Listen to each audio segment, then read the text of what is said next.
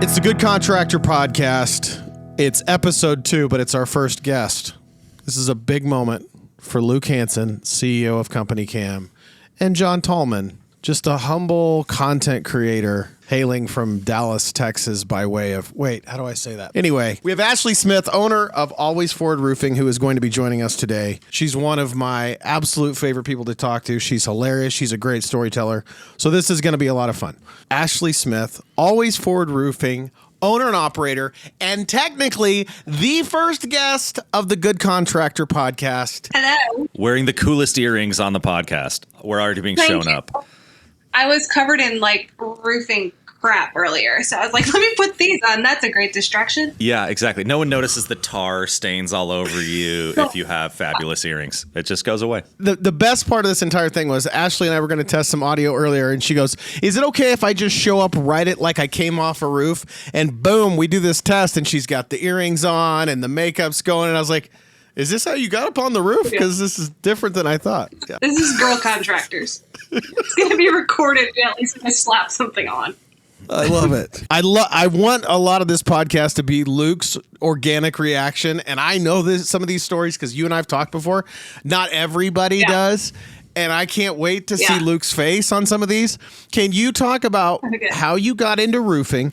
Talk about what you were doing before you were ever on a roof. And then the very first time you were on a roof and how that came to be. Can you tell that story first? So, I was a tomboy, but this was not a thing, right? We didn't talk about the trades for millennials. It was go to college. That was it, right? I actually, before I was in roofing, owned a clothing boutique. Slinging skirts and crap. And I wear black leggings and t-shirts. So that was not authentic. I got bored and decided to update my resume on Indeed.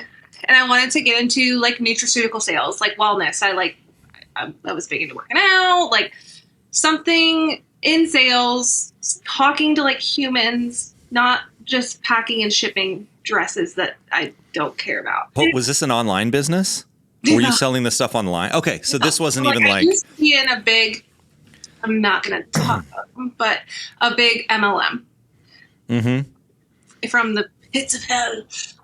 Okay. And then left that at the right time. And then just decided to do my own online boutique. And I had this shed at my house that I decked out and had some contractors come and make it gorgeous on the inside. So you could come and shop, but I lived in BFE. So had your revolving 20 clients. I think that's near Nebraska. Yeah. Right down the road, a couple hours. I think I've seen it. I've driven past it a few times. Yeah. So I did enjoy it for a while. It made money. It was fine. I have kids. I got to be home. It's a thing. Fine, whatever. I got bored as hell. So updated my resume on Indeed, wanted to get into nutraceutical sales. And then a roofing company reached out to me not even 12 hours later. And it was, which now I'll go into this. Now I know they don't give a shit. As long as you have a heartbeat, they'll take you. Mm-hmm. They were like, hey, we read your cover letter and we think you'd be a really great fit for this roofing sales position. Oh my God. They read my cover letter. And they think I'd be great at this. Okay. And this is before OpenAI. So they wrote it. Yeah. And they cared. Yeah. It totally wasn't a copy and paste. That's another one. Let's try that. Yeah. Let's send it to this girl that sells clothes. She'd be perfect. Jesus. So hey, were they right or were they right? Yeah. Yeah. He's got a point. Technically, looking ahead, they were dead on correct. So it's true. So then I called and they were like, well, what are you doing Wednesday? And I'm like, well, I'm not doing anything. I'll come check this out. That's fine. So I drive an hour and 20 minutes to their office, which is a living room in a 2-bedroom apartment. Uh-huh. And so sketchy. Yeah, usually you do the let's meet at a coffee shop or something. They gave me the address and I didn't pull it up beforehand. I just hit navigate. And then I got to this apartment complex and I should have looked farther and apartment number wasn't suite number. It was an apartment. So I go and there's all these stoned out druggies and I'm mother of 2 at that point. the, fresh out of selling dresses. Let's check this out. But hey, they had a whiteboard on one of the walls in the living room. That's all you making need. plans. That's all you need. They were legit. So, but like they were obviously not sober. And so I was like, all right, well, it's fine. This is fine. Like I went to I went to college for throwing shot put, and they're smaller than me. Like this will be fine. I'm going to go in. So we like check it out a little bit, and they're like, all right, well, we're going to go climb on this roof. And I was like, okay, I'm going to drive separate, but I'll be there.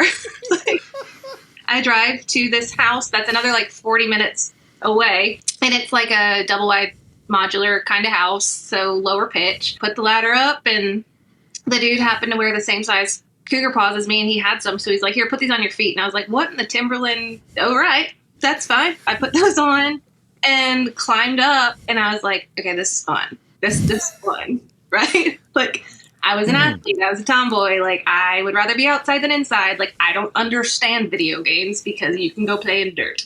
Like, that was me growing up. Mm-hmm. This is sketchy as hell, but I'm definitely coming back tomorrow. Like, this is cool. So then, like, day 3, I kind of, like, felt out the vibe of the group. And, like, there was this one guy. You're okay. Mm-hmm. And we found some things in the office. And I was like, I'm not staying here. So I like called up the owner, who was this Colombian dude down in South Carolina. And I was like, hey, my name is Ashley. I'm working for your company out here in Raleigh, North Carolina. And he's like, you're who? Yeah. I'm sure the paperwork just hadn't gotten there yet. Yeah. That had to be it. Paperwork might have gotten rolled up and smoked. Yeah. And worse, injected. So yeah, this It was not sketchy. Yeah, this was legit sketchy. There's so many red flags. There was not another color of flag at any point in this story. It was all red flags. Yeah, I called up the owner and I was like, hey, so like they're doing hard drugs, and that's the other thing. They it wasn't even so much that. I mean, that probably matters, right? You're like high out of your head and climbing. Like that just seems like a liability. Like I don't work in the industry, but like that probably You're not going to get underwritten quite as well. I called him, and also like day 2 of training, it was like, all right, these are horizon shingles. So what you're going to do is you're going to grab them and you're going to rip them up, and then you're going to put it back down. And see this line? We need those everywhere. And I was like, really? Doesn't seem legit. I see where this is going. This doesn't feel kosher. And he was like, sure. Listen, we've got a actual location an hour and a half away from where you are now. So it's like literally a triangle. I'm like, I'm here. The office apartment was here, and then like their office is here. They're like, can you please come? Please drive to the office. Meet my sister. I'm so sorry. I'm going to pay you for your time. So I went and I met with them, and then he fired all of them and kept me, and it was like my 3rd day. I think you had told me before you were at a few stops. How did you go from there to owning your own business? I stayed at that first company. I had no one to teach me anything. So that's when I found Becca Switzer. At that time, I found Becca, and I was like, it's a chick. I am out of my element. Like I could give 2 shits what anybody thinks about that. Like I don't care, but like relatability. Cool. So I found that, and I stopped listening to music for like 4 months. And if I had any audio anywhere, it was Roof Sales Mastery. And Becca Switzer, Roof Sales Mastery. Yeah. Shout out. But yeah, so since then I've found like Dimitri and John and Adam, and like, so you learn from everybody and mold a hero. But at that time it was just Becca. And so I'd get in the car, my Bluetooth would be something on YouTube, just listening and like teaching myself like what the hell is happening with all this. Long story short, I got screwed on pay on like month 3, and I was like, no. And they already bought me a company truck. They like put me in a company truck, but then wouldn't pay me my like actual agreed upon pay. They didn't want me to quit. They were going to make it right. This is a funny story too. I already had another job lined up because my distributor was like, hey, I've got a company that is good for you. So I bought a truck, had the dealership deliver it 2 blocks over, like a block to 2 blocks over from the corporate office. That was actually an office. And I drove my truck back, and I was like, hey, here's the truck. Here's all your stuff. I think I'm done. But I was like still terrified. And I was like, I'll think on it. And then I ran. Like I walked out the door, made sure they weren't watching, and I ran to my truck. You ran to the new truck. Yeah, okay. This is awesome. That I bought and had delivered. Yes. And then drove to my new company. Here, just to be clear, you liked the work. getting on the roof, selling, talking to I mean, it sounds like the kind of learning. Yeah. You liked a lot of that, but you were in a situation where the company was clearly not being managed very well. Multiple times you were at companies like this. Yeah. The other ones have I have way more good than bad to say. It's just things that I would choose to do differently, right? Yeah. Because have I burned bridges? Yes, but it's on purpose, and most of my bridges aren't burned. Because I'm huge on collaboration. I love sales. I love that opportunity. I think that's the American dream of today is get into sales and get into trades. That's it. I can sell anything if I truly believe in it. And that was my struggle was short warranty times. Well, why? Shelby calls me in 6 years. We're not going to help her because we've installed a pipe route wrong. Make that make sense. So I struggled with that kind of stuff. You said something, because I've said it when we hire new sales reps here at companycam, I tell them a version of the most important thing is that you learn this product and understand it so that you can believe in it, because it does actually work for people. And once you get on the phone and you talk to these other reps and you go out to a trade show and you meet people that actually use this, look, they'll have opinions that everything's always perfect, but overwhelmingly they like it. It helps their job. And for you to be successful here, you need to just get to that point that you also believe that, because it is true. Yeah. And then you can sell things that you believe in. And when I was selling roofs, I had because my dad owns a roofing company, I would tell people a version of the story that hey, what I can assure you, things might go wrong. We could dent off one of your gutters, or your driveway might get cracked. I mean, it's not maybe 1 out of 100, but it's not that's likely to happen. Right. But what I can absolutely promise you is that before we leave, we're going to make it right. We're going to do the right thing. And I know that for a certainty. It makes it easy for me to convince you of that because I myself am certain of it. And I think a lot of people in a lot of sales jobs, they want to get the sale, but they also don't believe that they have any sort of differentiation of their product. They don't believe in the experience they're going to provide. And it really holds them back. And if you've never had a sales job where you did really believe it, where you're actually I am actually helping these people, that's what I'm really doing. I can see why you would not just stick around, but where you'd want to say, okay, if I can sell it this well with my level of conviction here, how well could we do if we did it right, sort of top to bottom, like a good contractor? Getting a plug in there.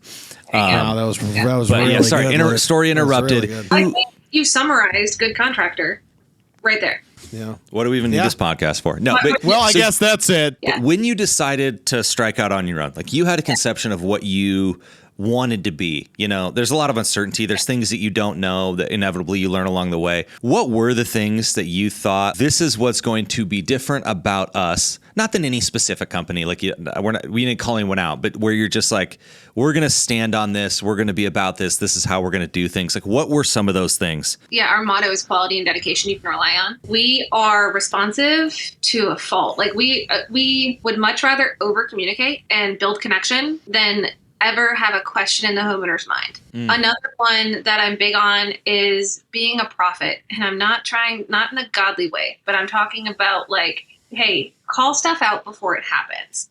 If there's a potential for something and you talk about it ahead of time, it's going to be 1,000% easier when it happens to be hey, remember we talked about? Well, yeah, it did. So we are doing this as I explained. We had a fellow named Sean Van Dyke speak at some of our events, our Blueprint events that we did last year.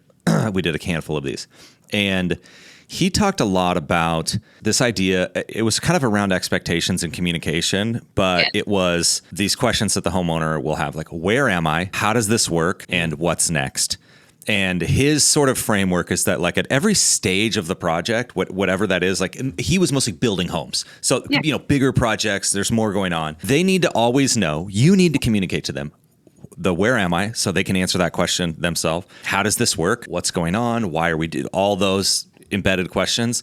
And then they need to know what's coming next. And that's that kind of expectation setting of things can happen. We will rip off these shingles and then we will find things. Rotten plywood, it may be, X, Y. You don't know all of them, but I really like the way you said that. You got a bunch of prophets running around. It does have a connotation, but I like that word because it's kind of about calling someone to be better and speak the future into being a little bit. Call things out ahead of time such that things aren't nearly as big of a blow. And if we called them out, we have instant credibility in order to try to fix something. Like, because we knew that it could happen versus it hitting everyone. Ashley, when you were starting your business the first time, I do want to ask you this because I always find this fascinating. When people start their business for the first time, what were some of those biggest early challenges? Because to me, the most fascinating part of a business is month one, year one, year 2 and 3. What were the biggest hurdles as you were figuring out who to connect with and partner with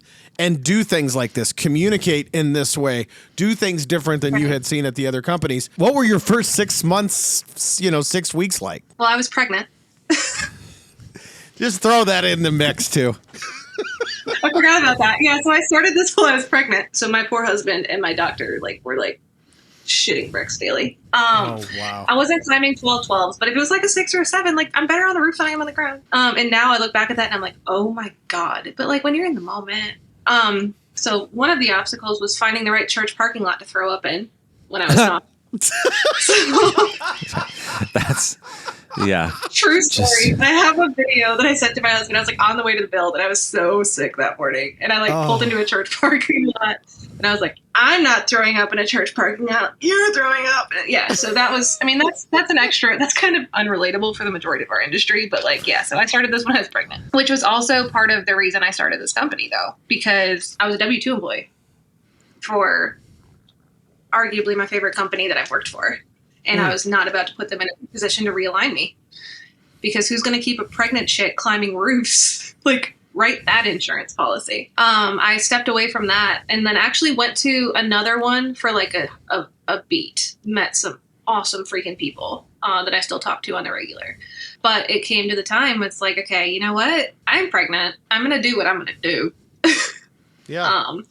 So you don't get to tell me what I do and don't get to do, which that's all. I was psychotic, y'all. Who climbs pregnant? Hindsight. But it was fine. It worked out fine. The only time I fell when I was pregnant is when I was coaching my daughter's basketball team and trying to do a crossover and I was too top heavy. So sorry, that's a funny scene.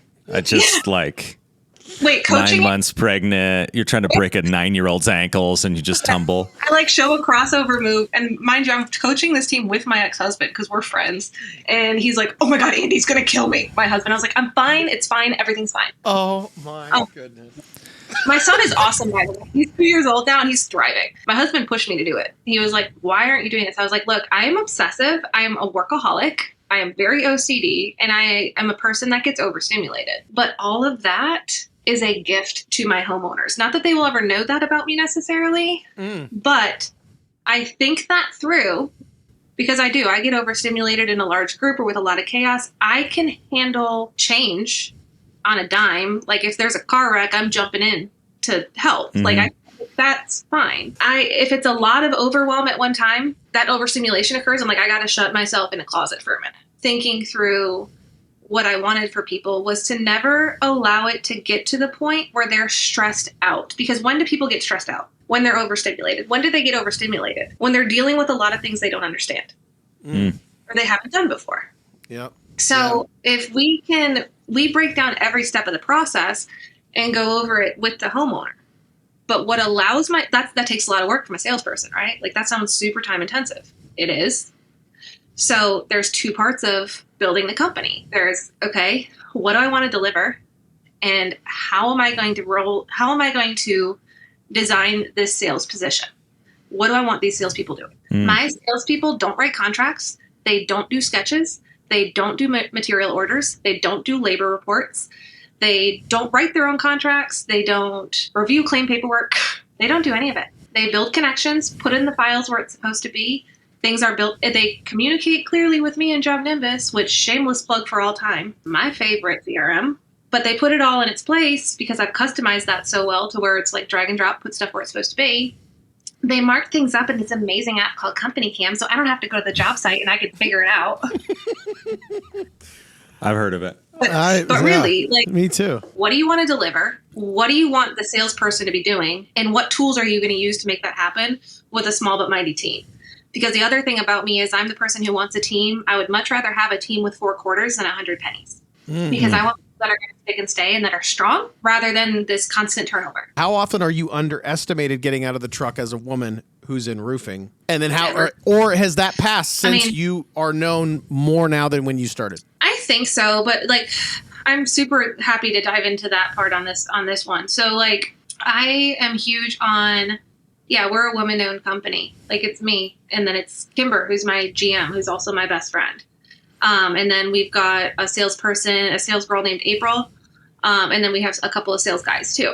But at one point we were all female. We never set out to be. Like, I want qualified people that give a shit and care about people and can climb a roof, right? That's it. I struggle big time with leading, and I never do, with leading in this way of, we are a woman-owned company. Well, who gives a shit? Because I don't. You don't look at Verizon versus T-Mobile versus US Cellular and say, okay, which does a female own these companies? No, which one gives you the best service? We don't lead with that. And like, more often than not, like once we meet them and once we have the first inspection or whatever, they're like, wait, you're female owned and operated? And we're like, yeah. And they're like, that's freaking cool. But I'm not going to be like, hey, call me because I'm a girl. Like, please don't, because you're probably creepy if you're calling me only because I'm a girl. Because that's happened. But it's fine. Well, it sounds like, I mean, when you care about the thing itself, that like your, I'll say product, but like what your service, you're going to roof this house, how you're going to take care of people or whatever. Like, that's the identity you want. Like, yeah, we happen to do roofing, but I care about the customer. And if I'm going to give this person the absolute best that I can, then I better do my homework and find out the best things to put on that roof and the best people to do it. So, and then I've, chosen my materials and my people from there. Ashley, how many jobs have you, because this is an interesting question, how many jobs have you turned down? Because I'm going to compliment Luke here, which drives me nuts, but I'm going to do it anyway. All right. But he has to do it every day. It's the worst. It's when I started at Company Cam, there was a line that said I had to compliment him at least once a day. So here it is. So yeah, I can get it out of the way. But Luke talks about the long game versus the short game, and it's one of my favorite quotes that he says about there's always a way to make a quick buck if you take jobs that you can not so much do it always unethically, but cut corners, do it a little quick, or it's like, we're going to write you a check for this. And you're like, something doesn't feel right because of what you always forward, like that you have prided yourself on, because I think that's just as important as the jobs you're super proud of, or like the ones you've turned down because you're like, this doesn't feel right. Yeah. So we've turned down jobs before, where like there's been a couple, but like, let's say 3A stacking is on the house. And I'm not gonna, depending on your rafter spacing, but 99 times out of 100, I am not going to put another roof on that decking. Mm-hmm. We've tried twice, and our guys ended up in the foyer, and then just bounced up and walked back out the door. But that was that wasn't even we were already doing redecks on those. Like, so, but I remember one where they were like, well, this other guy said that we don't have to do that. And I said, okay, well, what are you most interested in here? So, right, you always got to go to like, what do they value? Are you looking for quality, or are you looking for value? If price is their number one thing, we're probably not going to win it. But like, if they just want the cheapest roof, it's not going to be me, because that would make me remove pieces of my system to hit that number, and I'm not going to do that. We put lifetime warranties on all of our work. Yeah, you're getting drip edge, or don't shop for me, But we also do the manufacturer's warranty too, which is, I find a lot of contractors that are like, why do you do that? And I'm like, because why not? And I don't upcharge for it either, because I worked at a company that was like, oh yeah, sell this for $1,000. And I started registering my own, and I'm like, what the hell? They're like $75. Stupid. Yeah. Like, why wouldn't you do that? But because I put those warranties on, because that's in the best interest of the homeowner, I'm not going to be the cheapest, because I'm going to build to never come back here. I literally, Kimber's the queen of it. She'll be like, all right, I'm so glad you chose us. This is not how she sounds. It's country, but it ain't that country. But she's like, I really hope to never see you again unless I'm invited to the cookout. Like, that is Kimber's. Because like, we don't want to come back. That's a great line. She's freaking awesome.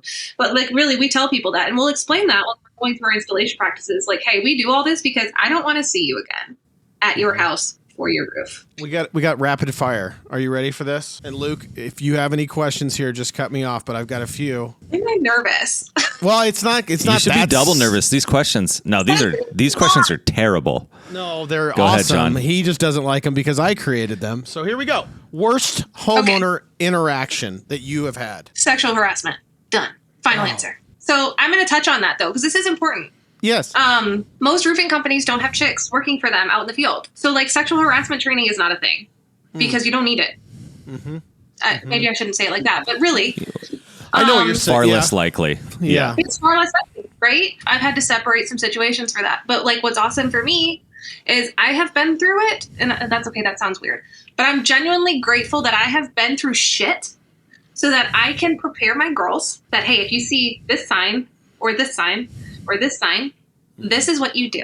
I had a situation like that. I couldn't get a hold of my girl, and I have their locations, but I couldn't get a hold of one of my girls. And she had been at this house way too long, and her pin hadn't moved. And she wasn't answering her phone. Come to find out, she was like bomb-ass selling and like really into a conversation. But it was too long. And I made a phone call because I don't burn bridges. And I've got really great friends in a lot of places. And I was an hour and 10 away from her. And I had somebody drive by that house that was there within 15 minutes to like see. Just to make sure that everything was good. And they were like 2 minutes away, and she called me. She's like, "Oh my God, I'm so sorry." I was like, "That's fine." But like, if they drive by and your truck's there and I still can't get a hold of you, I'm sending the popo. And I have. And it's weird. I don't talk about this a lot because I don't want to be labeled that way. Because we're not. And also, again, college shot putter, mom of 5, constantly under that, just under that, like about to boil over limit. So like, I'll spread if somebody fucks with my people. I like how someone kicks in the door. Is that the police? No, it's Ashley with 2 Glocks. Okay, Ashley with a discus and a shot put. She's like simulating a Steven Seagal under siege scene right now. Every time like one of her girls like goes it's up. a little, but like I don't do well when people mess with my people. Absolutely. And then I got like this weird German strength rage thing. Like I won't make stupid decisions now that I have so many kids, but like I used to. And like I don't lose fights, but I don't fight. There's wisdom. Was there a moment when you wanted to quit as a roofer or a business owner? As a business owner, no, because I knew what I was getting into because I've owned businesses before. Yep. As a roofer, yes. Like, yeah. The days just like So all of this is going to go back to sexual harassment, though. Oh, great. Okay. every time. Digging up the worst memories. Thanks for coming on our podcast. I'm so sorry. No, it's not bad. It's not bad. There has been at other companies where I wanted to quit because like I didn't feel like I was serving the homeowner to the best of my ability, right? Mm.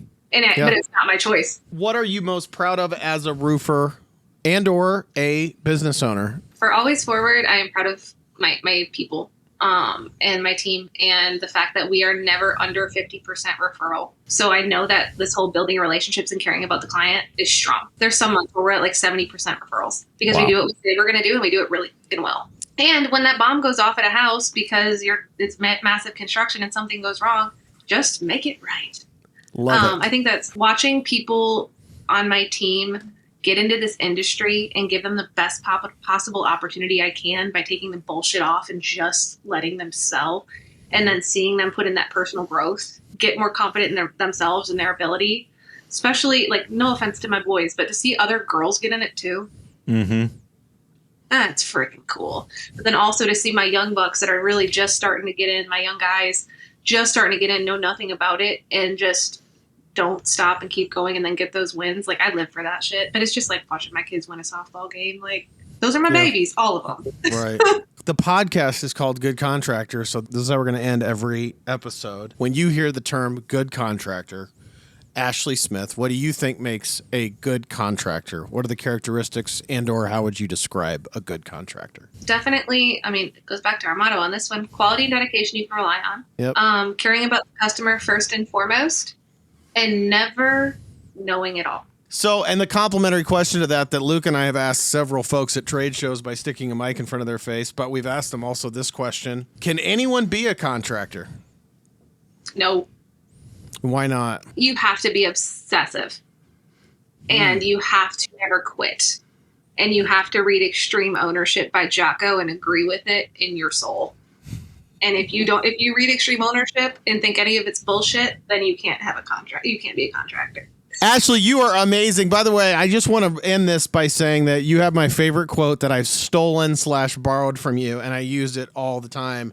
And it's about negativity that comes into your life. And Ashley Smith says, if it's not feeding you, don't eat it. And I have used that so many times since she and I first talked because I love it. So it's a fantastic phrase. But you are amazing. Thank you for being our first guest on the Good Contractor Podcast. Guys, I'm so excited about this. This is awesome. Thank you for doing it.